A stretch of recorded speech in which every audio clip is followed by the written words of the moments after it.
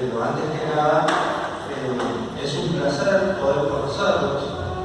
Generalmente he trabajado en el creacionismo científico desde el año 99, donde escribí mi primer libro, precisamente hablando de los eslabones perdidos de la teoría de la evolución.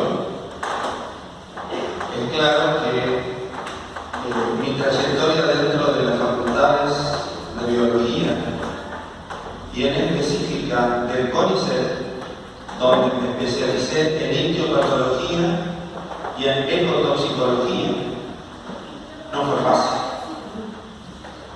Las tendencias evolucionistas son contundentes. El evolucionismo ha avanzado en los últimos 20 años de una manera sorprendente. El enemigo de las almas trata de abordar la huella de la creación de Dios, proponiendo e instando a la raza humana a olvidar al Creador. Y ahí creo que ustedes, la mayoría, no me podría preguntar esto, pero me han preguntado un montón de veces qué tiene que ver la creación, el creacionismo con la filosofía o la creencia adventista. Todo. Y la expresión todo es todo. Así como en el Génesis capítulo 7, cuando habla Dios de un todo, también en la parte filosófica el creacionismo tiene mucho que aportar a nuestras creencias. ¿Por qué? Por una cuestión sencilla. En 6 días hizo Jehová los cielos y la tierra, el mar y las fuentes que en ellos estaban.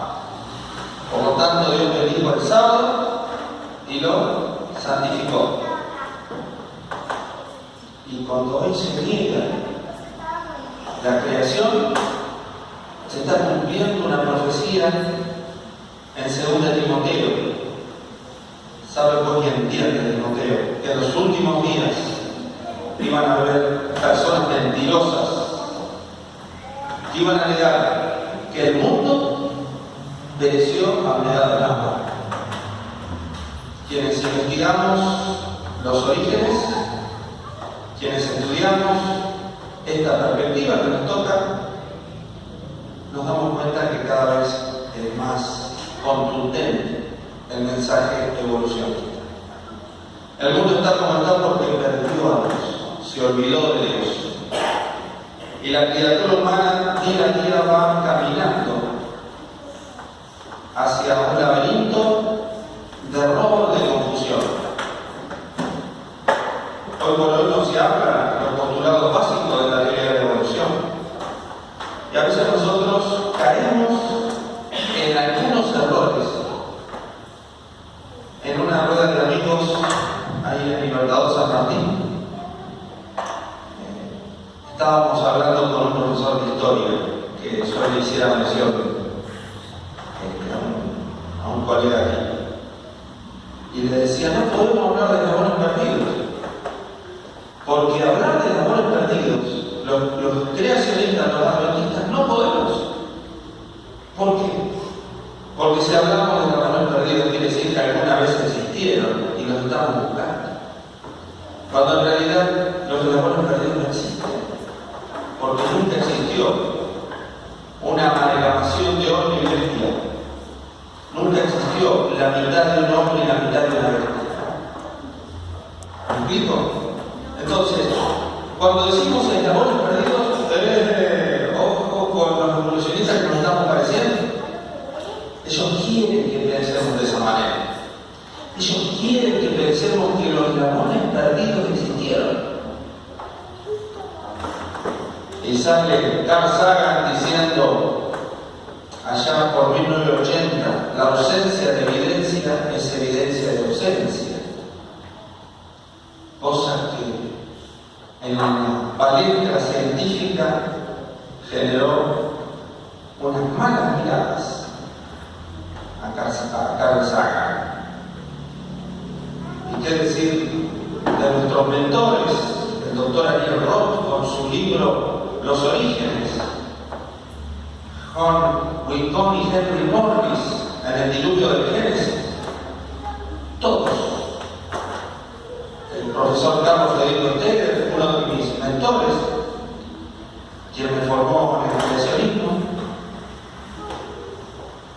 nos dejó un gran ejemplo a seguir. Hay mucho que en el creacionismo que aportar a la creencia del darwinismo, muchísimo. Jesús comparó su venida como en los días de Noé. Así será la venida del Hijo del Hombre, como en los días de Noé. ¿Qué quiere decir esto? Que es evidente que tenemos que estudiar el relato del Génesis y compararlo con el relato que hablan precisamente los evangelios, en especial Mateo 24, y también compararlo con el Apocalipsis del apóstol Juan. Es fundamental esta cuestión para tener una idea acabada de los eventos que están sucediendo y que van a seguir sucediendo.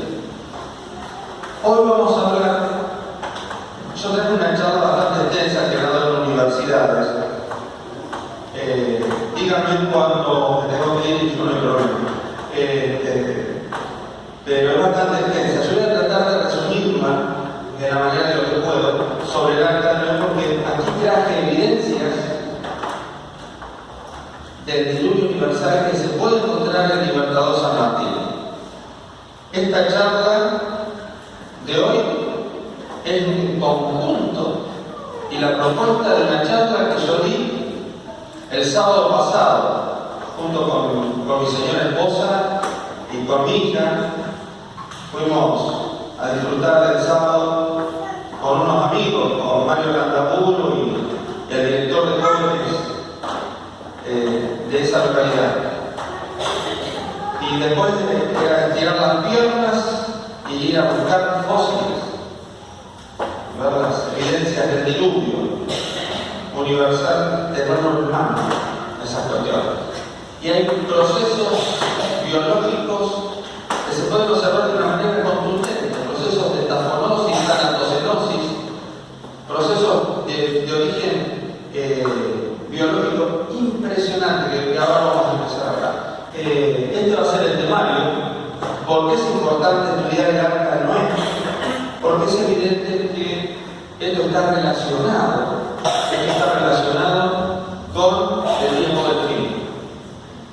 La gente del tiempo del fin iba a negar la creación y el diluvio bíblico. Iban a negarlo. Después vamos a buscar qué tipo de vinculación tiene el tema con las doctrinas fundamentales, más o menos cuando lo hablamos. ¿Cuál es el significado del Arca de Noé? Porque, ¿saben qué es lo que pasa? Que muchas veces uno tiene un poco de recelo, ¿no? Porque no es el Arca de Noé, en realidad es el Arca de Dios. ¿Quién fue el arquitecto? Fue Dios. Haz un arca de madera de coger conforme a las medidas que yo te voy a indicar. Entonces quiere decir que Noé lo único que hizo fue una persona fiel, que captó todas las enseñanzas y las órdenes que el Señor le había dado.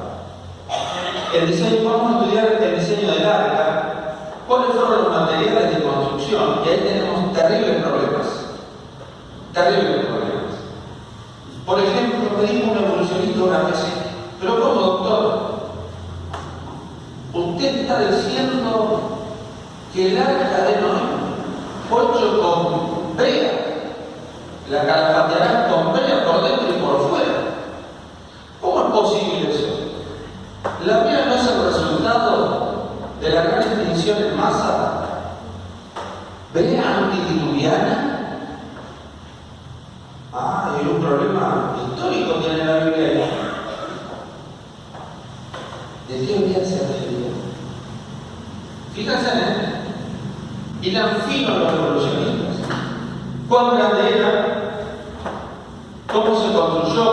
¿Qué características tenía? Los animales que entraron. Igual de ahí. No es su familia, las provisiones de alimentos. ¿Cuánto tiempo estuvieron dentro del arca? ¿Dónde fue a parar el arca? Y las tradiciones del diluvio. ¿Saben que 500 tradiciones, desde los indios Hopi en las Américas del Norte hasta los mapuches en el distrito Mapungú, hablan de la gesta del diluvio? 500 tradiciones, 500 de los pueblos amerindios nos hablan de que existió un diluvio universal. Sería un tema de tensión en el tiempo del fin, sabiendo primero esto que en los posteriores días vendrían burladores, un tema de debate. Quienes hablamos el tema del creacionismo estamos expuestos al debate. No es un tema muy fácil, es un tema difícil y requiere preparación. Andando según sus propias concupiscencias y diciendo ¿dónde está la promesa de su advenimiento? Porque desde el día, fíjense, niegan la creación y niegan la segunda venida. ¿Dónde está la promesa de su advenimiento? Porque desde el día en que los padres durmieron, todas las cosas permanecen así como desde el principio de la creación. Estos ignoran voluntariamente que en el tiempo antiguo fueron hechos por la palabra de Dios los cielos y también la tierra, que proviene del agua y por el agua subsiste, por lo cual el mundo de entonces pereció anegado en agua. Pero los cielos y la tierra que existen ahora están reservados por la misma palabra guardado para el fuego en el día del juicio y de la aparición de los hombres impíos. Segunda de Pedro, capítulo 3, del 3 al 7. Es lo que estamos comentando, ¿no? Fíjense cómo Pedro une las dos ideas: el diluvio, la creación y el segundo advenimiento. ¿Somos Noé modernos? Seguro que lo somos. Noé, ¿qué predicó? Un diluvio. ¿Había llovido antes en la tierra? Nosotros predicamos la segunda venida. ¿Vino antes Jesús a la tierra en la segunda venida, como creen los testigos de Jehová o los evangélicos que hablan del rapto secreto? Nosotros estamos predicando un evento de caracteres globales, como Noé predicó un evento de características globales. ¿Soy claro? De manera que nos parecemos a Noé. ¿El mensaje de Noé fue el aire? No. ¿Estás adentro del arca, te salvas? ¿Estás adentro del arca, te salvas? Nuestro mensaje es salir de ella, pueblo mío, de la Babel, de la confusión. Salir de ella, pueblo mío. Ahora, si sale, ¿a dónde está? ¿Estamos? Mensajes muy significantes. Jesús, al describir el tiempo del fin, dijo: mas como en los días de Noé, así será la venida del Hijo del Hombre, porque como en los días antes del diluvio, estaban comiendo y bebiendo, casándose y dándose en casamiento, hasta el día en que no entró en el arca y no entendieron hasta que vino el diluvio y se los llevó a todos. Así será también la venida del Hijo del Hombre. Como fue en los días de Noé, así también será en los días del Hijo del Hombre. La condición moral que tiene la gente del tiempo del fin, la tenía en los días de Noé. Iban a ser tercos, iban a negar, iban a enfrentar el mensaje, iban a negar, iban a enfrentar el mensaje. El arca tiene que haber estado muy bien construida, porque según la hermana Juárez, ustedes lean Patriarcas y Profetas, según la hermana Juárez, estaba bien diseñada, porque no solamente era el agua que tenía que enfrentar, sino eran los golpes queriendo entrar de toda esa gente cuando vino al diluvio. La ciencia del siglo XVII, durante los siglos XVI y XVII se creía en la autoridad de la Biblia. La Biblia, la ciencia de aquel entonces, no cuestionaba la autoridad de la palabra de Dios.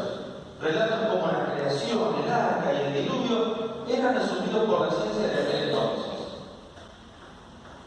Nadie cuestionaba, pero conforme con el descubrimiento de nuevas tierras, como por ejemplo las Américas, y aquí los problemas, el número de especies va aumentando. Y al ir aumentando el número de especies, ¿qué pasó? Les quedó chica el arca. Porque con Google, dinero, con la taxonomía comparada, empezaron a hacer cada vez más las especies, ¿no? Entonces decían, ¿cómo pudieron entrar todos estos animales en una embarcación como narra la Biblia? Dejó de creer en el arca. Pero ¿saben qué es lo que yo encuentro con el tema de las historias de la Biblia? Todo tiene que ver con todo. El dejar de creer en el arca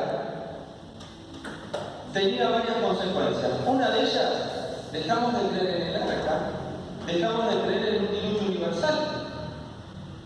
Ya empezamos a decir, no, en realidad no es lo que está relatando ahí, no es universal. En realidad no es universal. Es una inundación del Tigris y del Éufrates y de la zona de la Mesopotamia del cercano a Líbano. Fue eso más. Fue una inundación local.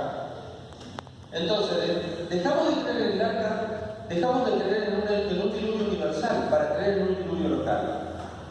Tenía otra consecuencia doctrinal. Si ya no se cree en una catástrofe que pudiera transformar la corteza terrestre, erosionándola y sedimentándola en poco tiempo, como lo vamos a ver hoy, por ejemplo el cañón del Colorado en Arizona o el Valle de la Luna en la Argentina, y a la velocidad que se sedimentan los ríos actualmente, llegamos a una conclusión. Reemplazamos los 6.000 años y ¿qué le ponemos? Millones. Entonces estamos diciendo, yo acá traje huevos de dinosaurio, al cual le damos una cáscara de huevos de dinosaurio, le damos 165 millones de años.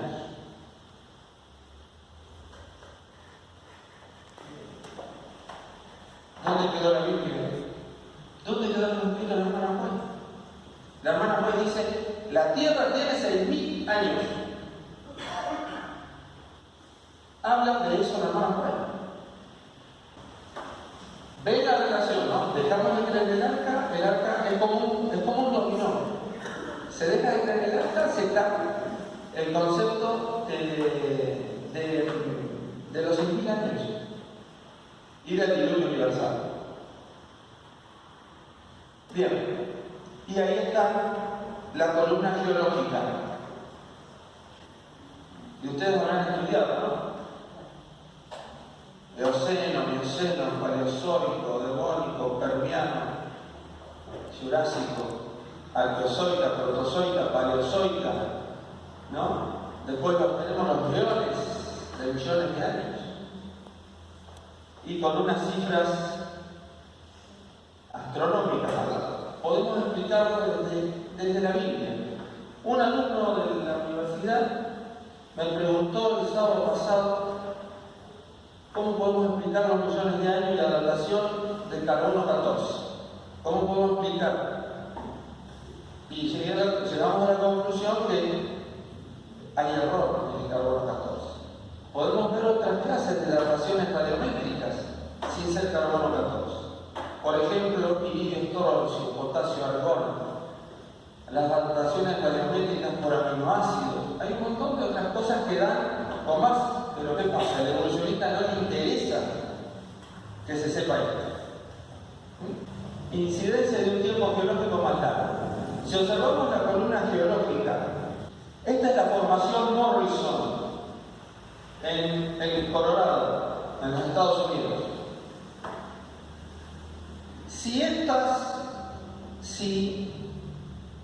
Si creemos en una columna geológica que tiene millones y millones de años, y si como fueran las páginas de este libro, a medida que vamos leyéndolo, va pasando la historia de la Tierra, entonces vamos a creer de que lo que está abajo de esa columna geológica es más antiguo de lo que está arriba.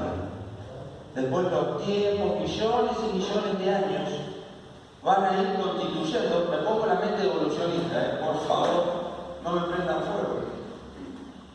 Van a terminar creciendo en millones y millones y millones de años.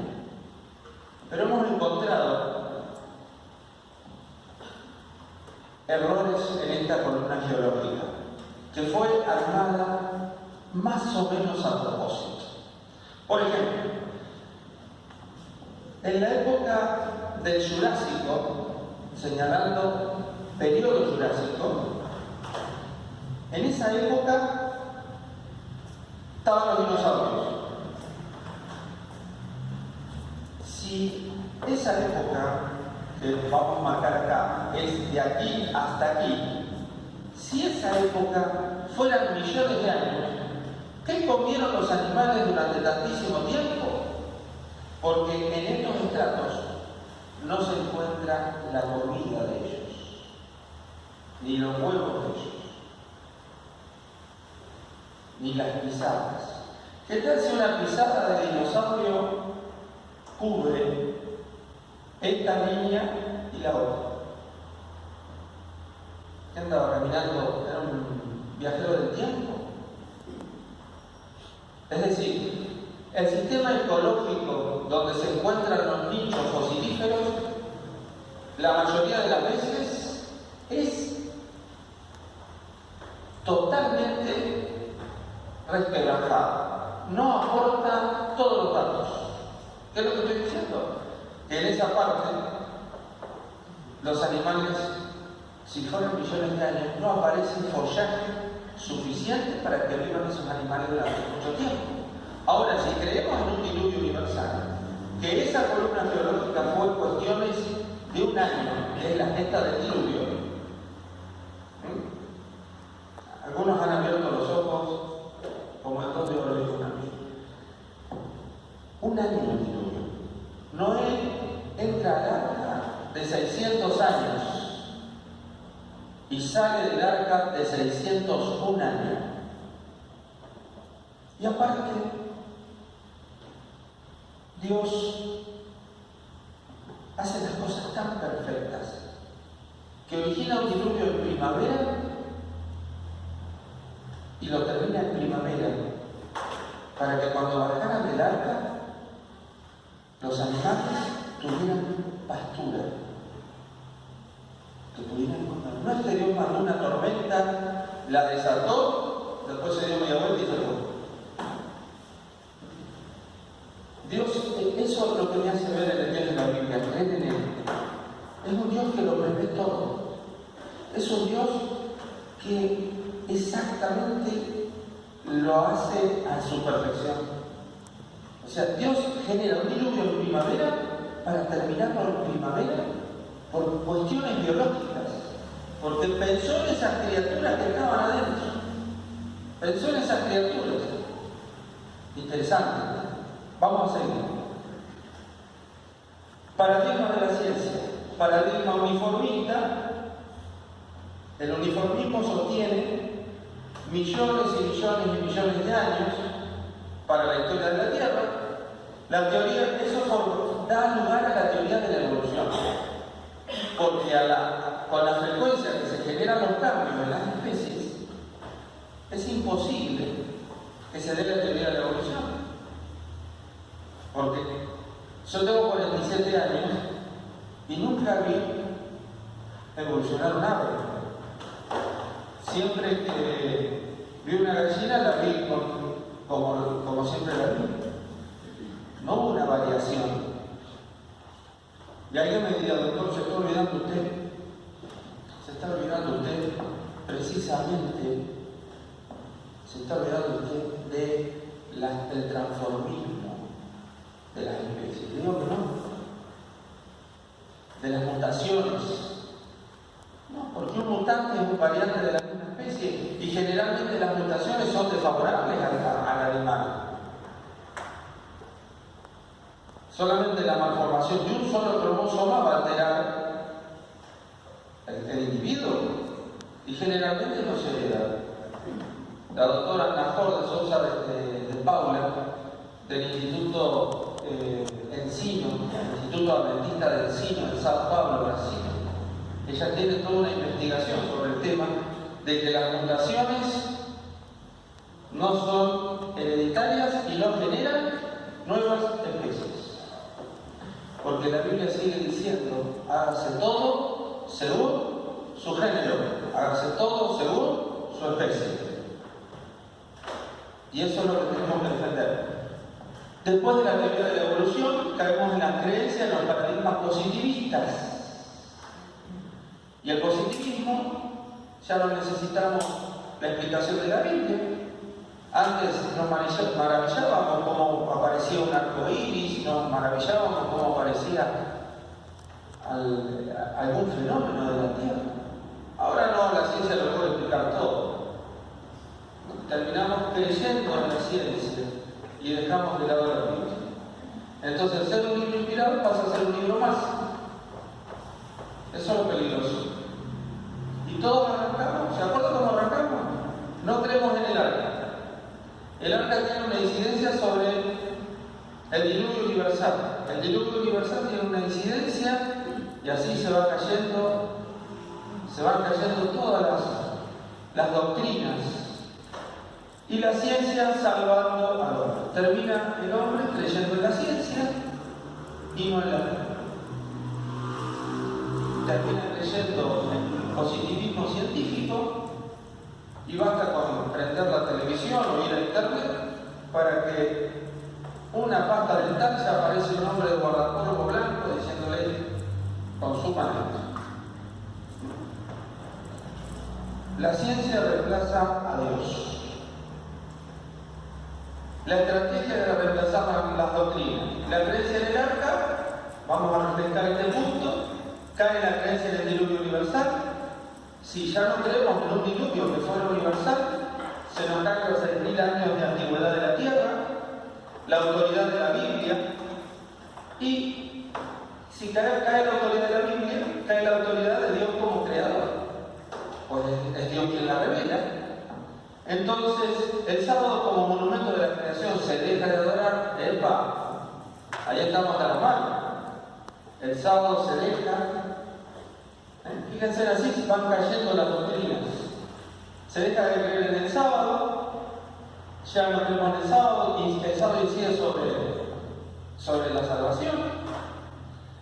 En la salvación, dejamos de creer en la salvación, dejamos de creer en la segunda venida de Cristo, y la segunda venida de Cristo dejamos de creer en el cielo nuevo y la tierra nueva. Es decir, ya la ciencia nos abortó la esperanza. Impresionante, sí, bien dijo, falsa ciencia. Hay una ciencia que tratamos de mantener fuera del alcance de esta evolución. Dicho sea de paso, ahora ya la teoría de la evolución ya no se enseña el saltacionismo filogenético de Stephen Covey. Porque ya el hecho de que ya no se pueden encontrar en eslabones perdidos. Entonces dijo, bueno, la evolución se dio, pero se dio a saltos. Por eso se llama saltacionismo filogenético, y el autor fue el doctor Stephen Hawking. Bien, entonces tenemos la doctrina versus los paradigmas, las doctrinas bíblicas, el creacionismo enfrentado al evolucionismo, el catastrofismo, quienes creemos en una catástrofe universal que en poco tiempo destruyó la Tierra, lo enfrentamos con el actualismo, ¿no? Eso lo dijo Stephen Hawking, quien falleció hace muy poco. Es el hombre que hablaba en silla de ruedas, que hablaba con un comunicador, una computadora. Bueno, él dijo, no hay vestigios de un principio en perspectiva de un final. ¿Se cumplió o no se cumplió? Segunda de Pedro, que en los últimos tiempos iban a negar la creación, el diluvio y la segunda venida. Ahí lo tienen. Partimos de qué? De no creer en el alma. Bien, vayamos al tema. Y en las doctrinas el concepto de carácter de Dios, parecería que Dios le hizo una ironía a Noé. Fue una broma de mal gusto, le dijo, haz un arca, lo tuvo el pobre tipo trabajando no sabemos cuánto tiempo, que a lo mejor ya habla de 120 años, predicando y trabajando sobre el arca de Noé, para que fuera una inundación local. O sea, eso habla muy mal del carácter de Dios, que Dios juega los datos con el hombre, y no es así. Por eso fíjense que creer en el diluvio universal o creemos en el diluvio local. Observen en qué tensión están. Y ojo que esto es materia de las escuelas secundarias y obligatorio, porque el Estado, por eso yo creo que el Estado argentino no tiene libertad religiosa, pero no tiene igualdad religiosa. Porque nosotros nos podríamos parar y decirle, señores profesores, ustedes empiezan a explicar la historia desde el mono, desde el hombre mono, de antropoides en adelante. Nosotros tenemos otro concepto, más digno. ¿No será que pensar que si venimos de los monos nos comportamos como animales? Para la reflexión. Bien. Otro tema es las parcelas de revelación y de inspiración en la Biblia. No existe en la Biblia esas parcelas. Toda la Biblia es inspirada. Toda ella es inspirada por Dios. No hay parcelas, como cree la Iglesia Católica, que bueno, esto es inspirado, esto lo sacaron de tradiciones y jugamos un poco con eso. No, está mal. Y la universalidad del diluvio. Vamos a seguir. El modelo poco serio, en un intento por conciliar la teoría de la evolución con la Biblia, se propuso como explicación el modelo evolucionista teísta. Quien lo propone al evolucionismo teísta es Juan Pablo II. ¿Qué dijo? La teoría de la evolución es más que una teoría, y los cristianos deberían aceptarla. Ese de Santo Padre no tiene nada. La universalidad del diluvio. Es sorprendente con la insistencia que aparece el término todo en relación al diluvio bíblico. Si vamos a la Biblia, dice murió todo animal, todo ser vivo que respiraba, se cubrieron todas las montañas. La expresión todo aparece montones de veces solamente en un capítulo de Génesis 7 y 8. Aparece montones de veces la expresión todo. Busquen y van a ver que Dios dice, y murió todo, y fue todo, y pasó todo, y se inundó toda la tierra, y todo lo que tenía aliento de vida murió. Y hay un indicador ahí, hay una insistencia ahí, hay una insistencia que deberíamos tener en cuenta. Bien. ¿No? Génesis 6:12, ahí tenemos un ejemplo, vio Dios la tierra y que estaba corrompida porque toda carne había corrompido su camino. Dijo Dios pues a Noé, he decidido el fin de todo ser, porque la tierra está llena de violencia a causa de ello, y aquí yo los destruiré con la tierra. Y aquí que yo traigo un diluvio de agua sobre la tierra para destruir a toda carne, ¿no? Y de todo lo que vive, de toda carne, bueno, y traeré sobre la tierra todo ser viviente. Fíjense la insistencia. Yo quiero que vean la insistencia que está diciendo, el diluvio es universal. Pero luchemos, ¿por qué? Porque también en creer en un diluvio universal, vamos a creer que la segunda venida de Jesús tiene características universales. No es para un grupo, tiene características universales, porque todos vamos a comparecer ante el trono blanco. Juan, ahí en el Apocalipsis, todos. Entonces, decimos que el diluvio universal no es tan universal y empezamos a no creer ya en los eventos finales de la historia de la Tierra. Bien. Y dice, consecuencias universales del diluvio, así fue destruido todo ser que vivía sobre la faz de la tierra, y con todo ser viviente que está con vosotros, aves, animales, las consecuencias para la vida, que los que Dios llamó. ¿Por qué? Hay alguien que me pregunta, me voy a adelantar algunas preguntas, porque yo sé que los niños siempre me van a preguntar eso. ¿Por qué los dinosaurios se extinguieron? Porque no entraron en el arca. La hermana Juárez sabe lo que es todo un tema. Todo un tema. No sabemos si todos los dinosaurios se extinguieron. Hay algunos, porque hacemos la idea que el dinosaurio es grande. Pero ¿sabían ustedes que hay dinosaurios del tamaño de una llave? El Mosaurus tiene solamente 16 centímetros.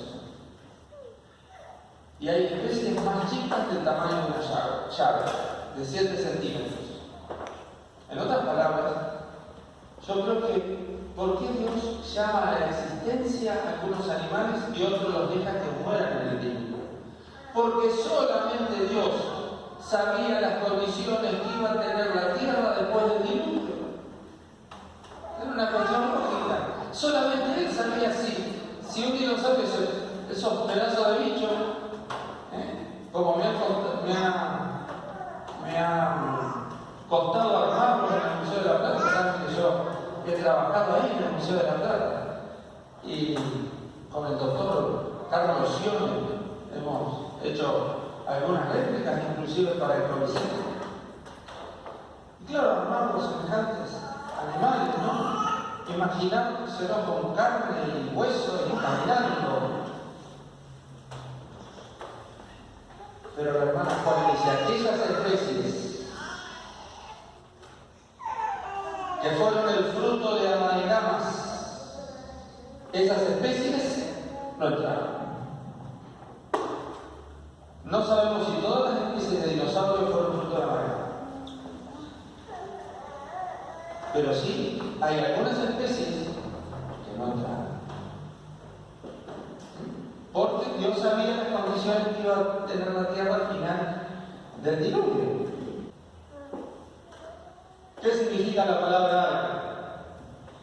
Haz un arca de madera de mofer. Bueno, la palabra arca da a entender como no fue exactamente un barco, sino una casa o una caja flotante. Se usa 2 veces en la Biblia la palabra arca. Y las dos están relacionadas con la salvación de la vida y las dos están relacionadas con el agua y las dos están relacionadas con la flotabilidad. La primera vez que aparece la palabra tel o telita en el hebreo original da a entender, se habla de aquella canastilla de juncos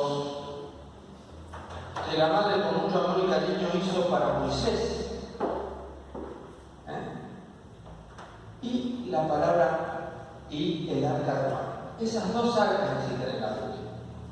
Te van a hablar del arca del pacto, pero tiene otra connotación. Se usa, en el hebreo original se usa en los primeros capítulos del Génesis, En los primeros capítulos del Génesis, que es un relato, dice el comentario bíblico adventista, que es un relato que nosotros tenemos que tener como un relato histórico real. Y en eso sentamos las bases.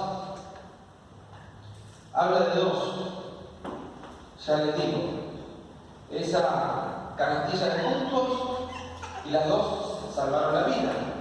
Una lo salvó a Moisés y la otra lo salvó a Noé y su familia. Una tuvo que explotar, la otra también. Bien, entonces la palabra arca da la idea de una casa. La hermana Juan la describe también, que era como si fuera una casa arriba de una embarcación. Esa es la idea de arca. Bueno, acá está la palabra hebrea aquí traducida, arca, procede de un término egipcio que designaba grandes embarcaciones marítimas, enviados para el transporte de obeliscos y también barcas usadas en procesión para llevar estatuas sagradas al Nilo. Eso lo dice el comentario bíblico adventista, el tomo 1. Y el diccionario bíblico adventista dice arca, la palabra hebrea tema, solo se usa en los escritos de Moisés. Arca, barco, navío, palabra tomada del egipcio tem o del griego kibotos, que quiere decir arca. Quienes les gusta hacer exegetas bíblicos, ahí tienen la referencia. Aparte voy a dejar que la iglesia quiera aquí el PowerPoint les va a quedar a ustedes. Así que quien quiera pedirlo, pídanselo a los directivos de la sociedad de jóvenes. Yo les dejo un material. Azonarca te va una palabra que se usa solamente para referirse a esta embarcación y a la que se usó para salvar, porque habíamos hablado, ¿no? De entender una cosa hueca y adentro con contenido. Materiales de construcción. Haz un arca de madera de gofer. Y ahí van a ver, la versión internacional dice madera resinosa, la versión del libro del pueblo de Dios dice madera resinosa, y dice que la construirás con betún.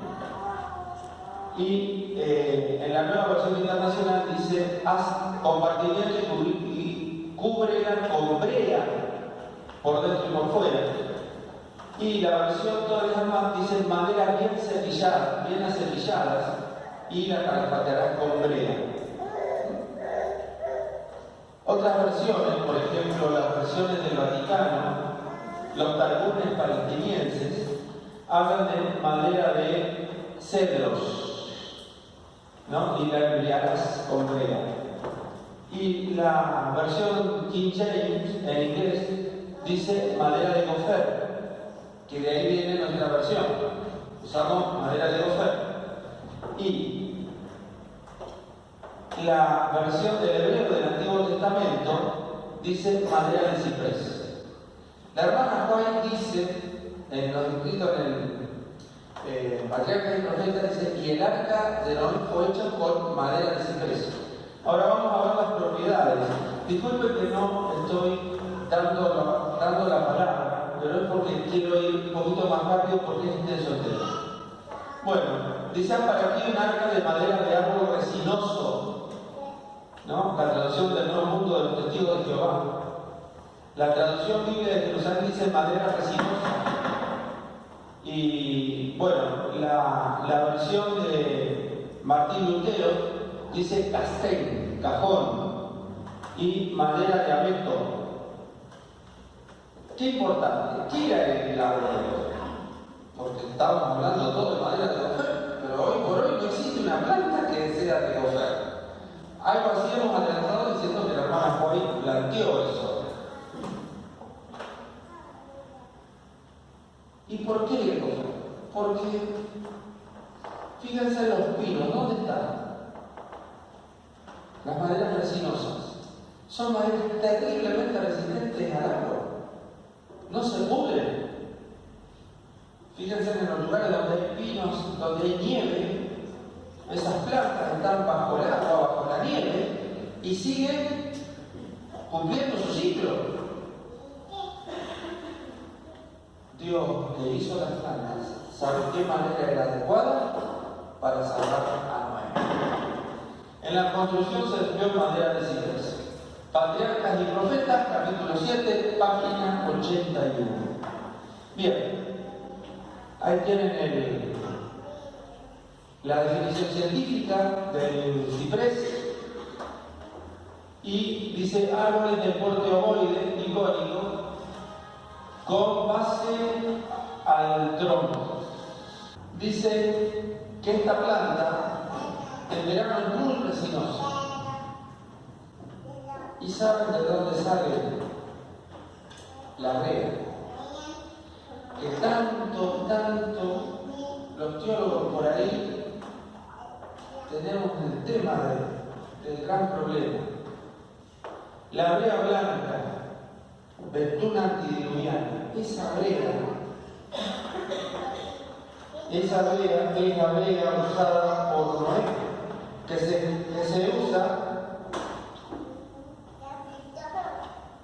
se usa para calafatear barcos antiguos. Esa es la brea usada por Noé.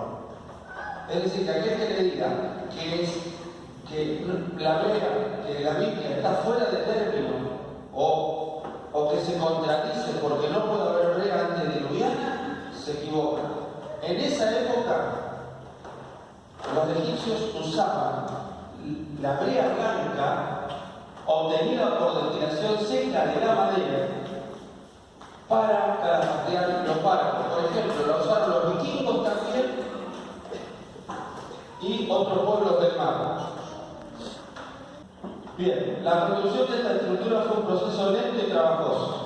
A pesar de la gran fuerza que poseían los hombres de aquel entonces, debido al gran tamaño de los árboles y a la naturaleza de la madera, se necesitaba mucho más tiempo que ahora para prepararlo. Se hizo todo lo humanamente posible para que la obra resultase perfecta.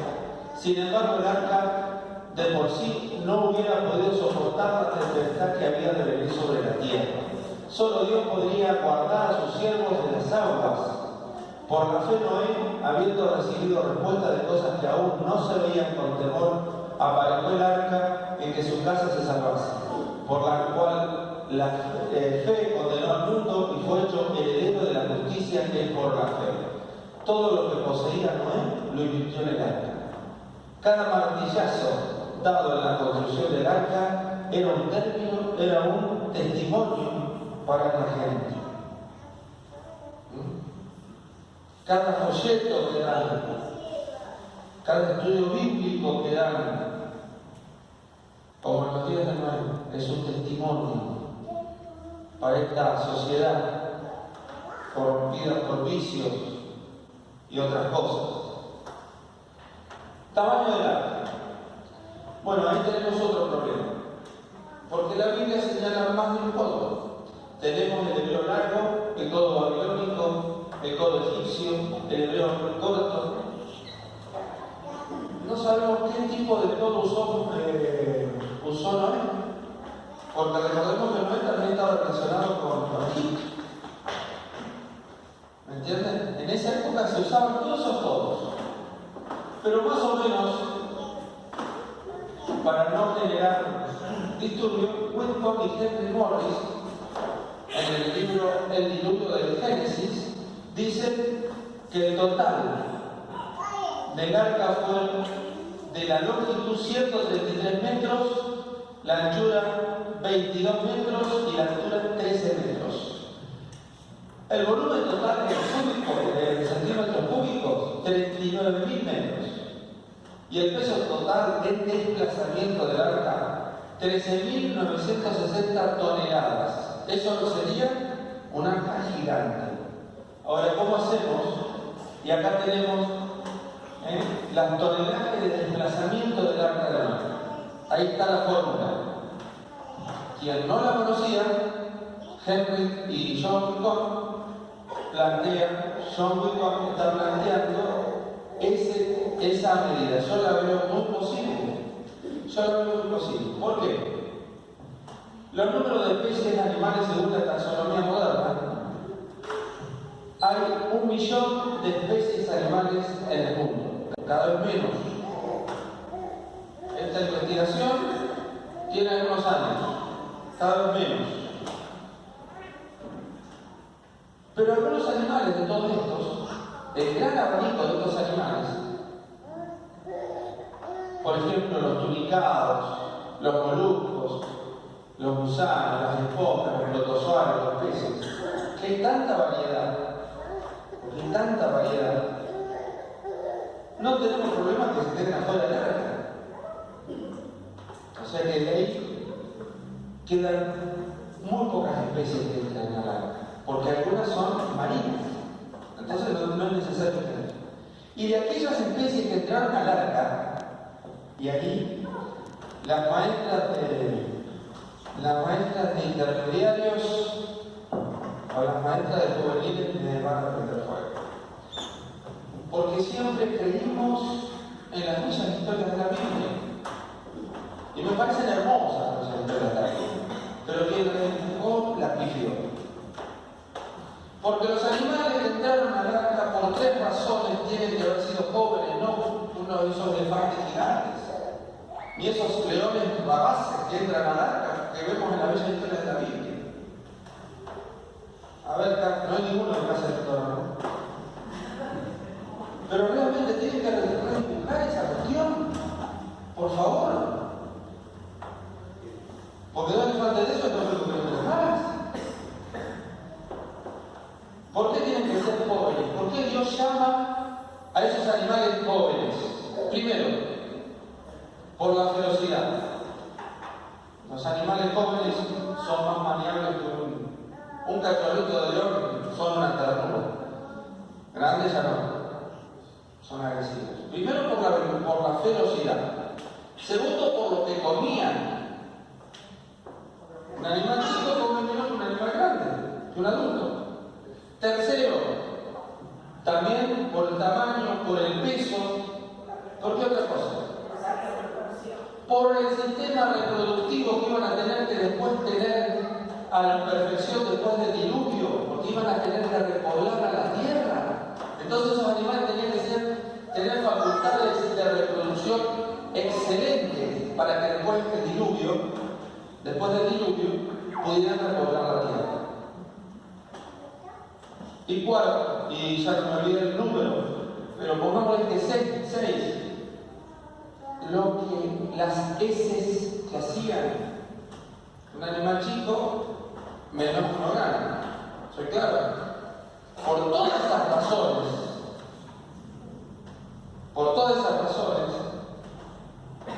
Dios eligió, aparte Dios los llama al arca. No fue Noé hablando de cacería, buscando. No. Dios nos llama al arca. Entonces Dios sabía el poder de la reproducción que iba a tener los animales. Principios ecológicos. Poder genético. Los animales que entran en el arca por 4 razones deberían ser jóvenes. Por el poder genético, por racionamiento, por el espacio y por el desperdicio y fluidos corporales. Los animales que por su naturaleza son más peligrosos al hombre, generalmente hibernan.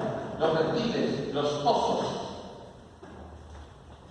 Quiere decir que Dios, puede ser que Dios llama al arca y en esas condiciones ambientales que estaban dentro del arca, puede ser que esos animales hayan empezado a tener el hábito de la hibernación. Ustedes saben, yo por ejemplo, mi hija tiene una tortuga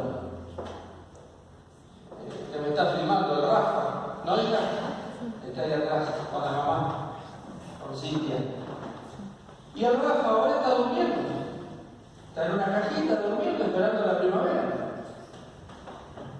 Le levanta la mano uno y se le cae la mano. Por ahí nos ponemos contentos cuando saca la cabeza y quiere agua. Después, nada. Pero son muy manejables los animales en estado de hibernación. Aún así siendo reptiles. Puede que haya. Y otra cosa que yo veo en cuestión biológica, puede que las inmigraciones hayan venido a partir del arca de Noé. Sigan cumpliendo la misión de reproducción que Dios les mandó. Dios parece ser que le puso un chip a la golondrina para que haga ese viaje para solamente reproducirse y de un continente a otro. Es asombroso, ¿verdad? Porque los creacionistas muchas veces tenemos el problema de cómo se repobló la tierra después del diluvio. Tenemos que explicar eso. Bien. ¿Serían las migraciones posibles? Recuerdo de la gesta del diluvio. ¿Cuánto tiempo estuvieron dentro del arca? 1 año. Busquemos Génesis 7, versículo 11. ¿Quién lo quiere buscar y compartirlo? Y que otra persona busque Génesis 8, versículo 13.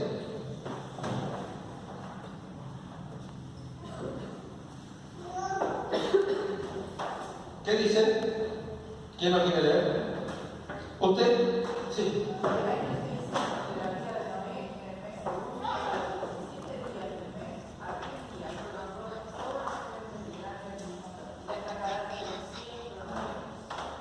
En el año 600 de la vida de Noé. Vamos a Génesis 8, 14. Perdón, sí, Génesis 8, 13.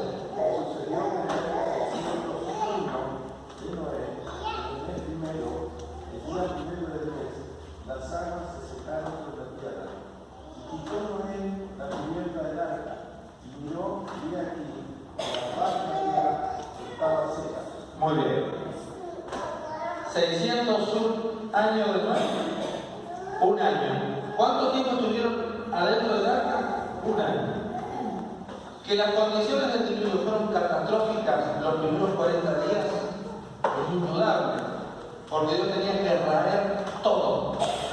Entonces vemos vulcanismo fisural, vemos cabalgamientos geosinclinales en la geología,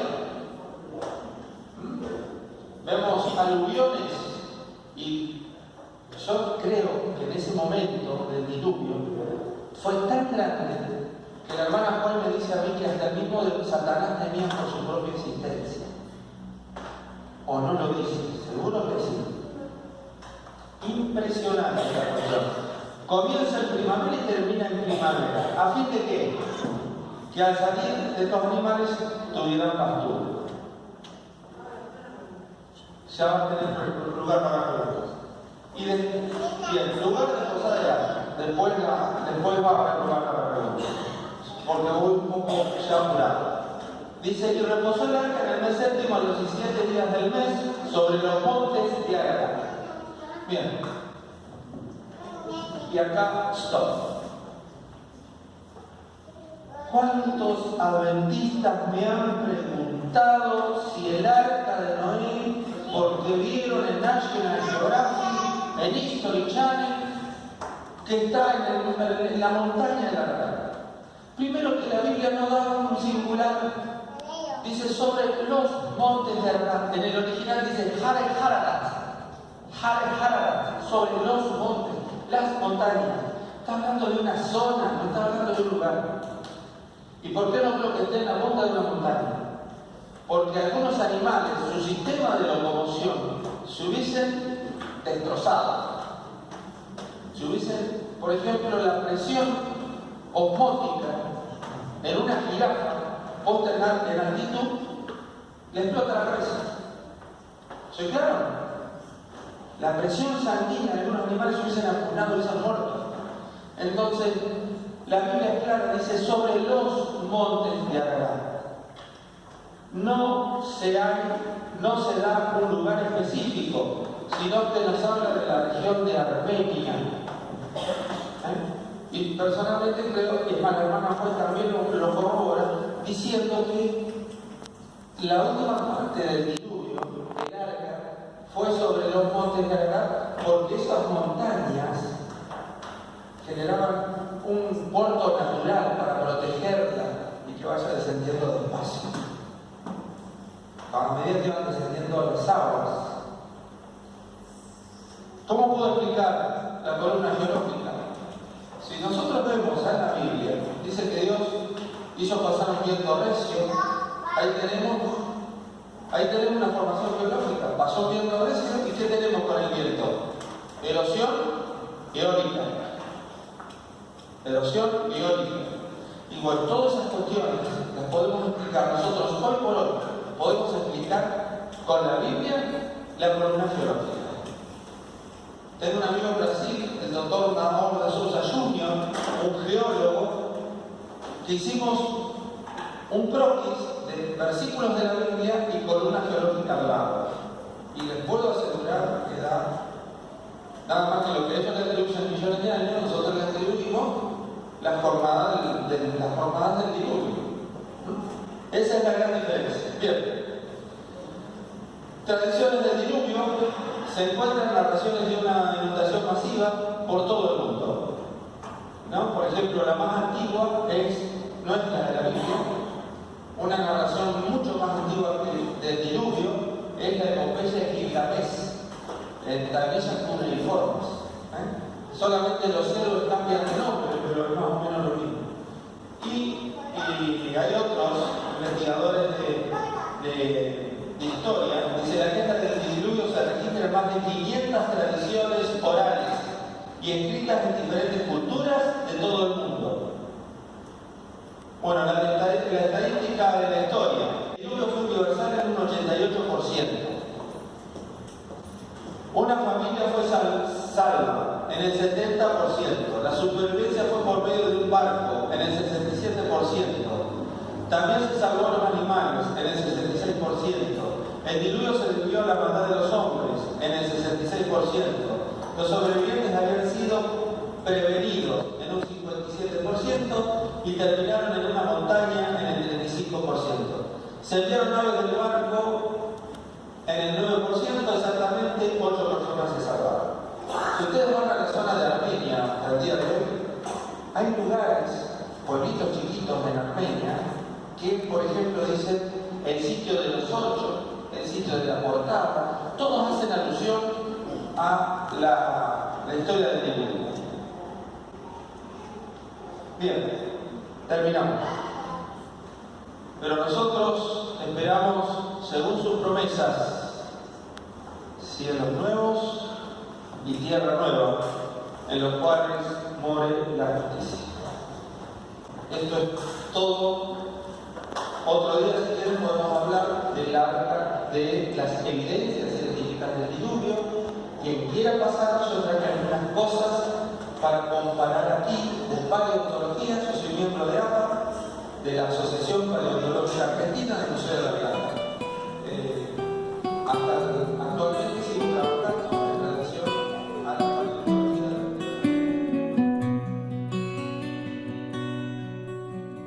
la